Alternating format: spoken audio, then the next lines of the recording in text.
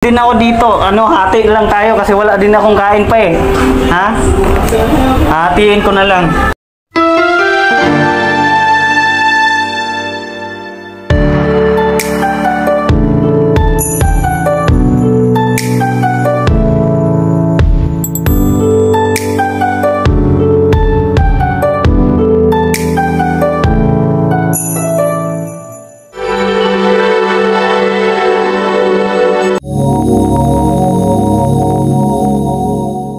Pambili ko ng ulam, ibigay ko na lang sa'yo ha.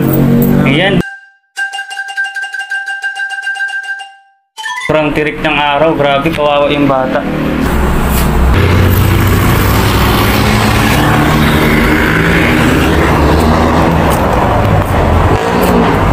Yeah. Ano yung kinain nyo? Ha? Ano yung kinain nyo? Oo, kinain lang. Sama kayo dito. Umalis lang kami. Alis, sama kayo, punta sa akin. Punta kayo sa akin, alis, bilis. Oo. Kaya dito, sa kabila. Kumain, yan lang kinain nyo? Kawawa naman yung bata, dala. Yan lang kinain nyo? Yan lang, puto? So, marami ka nang nahingi, Maraming nagbigay sa inyo? Kawawa naman yung bata, init eh. Wala ka bang kasama?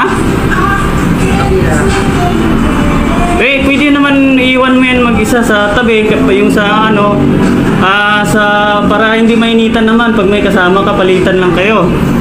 Yan, kumain ng bata. Yan lang, kinain niya? Wait lang ha.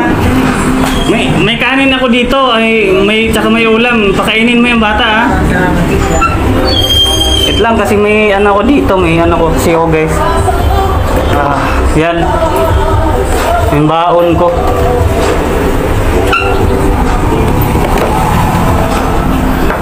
May kanin din ako dito. Hati lang tayo kasi wala din akong kain pa eh.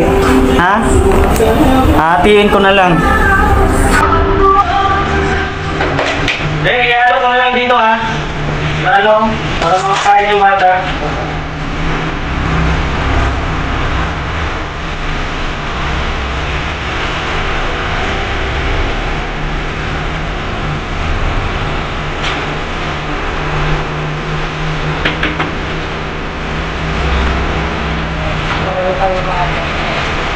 Ayan.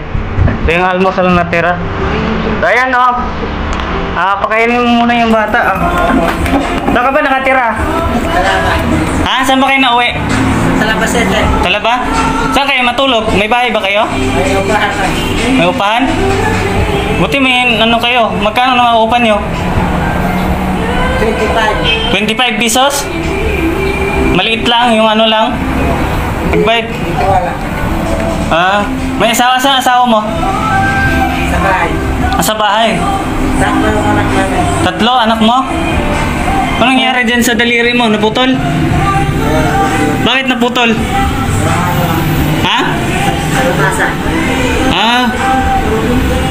So dapat iniwan mo yung anak mo kasi nasa bahay naman pala yung mo. Wala na kayo kating dalawa yung anak ko. Hindi niya kayang bantayan. Marami kang anak. Ilan ang anak mo? Tatlo. Puro maliliit. Dito na yung saunahan. Dalawang maliit. So, ayan kainin mo ha. Pakainin mo yung anak mo ha. Saka meron din ako barya dito. Inatira akong barya ha. Saka lagi mo painumin ng tubig yung bata ha. Painumin mo ng tubig.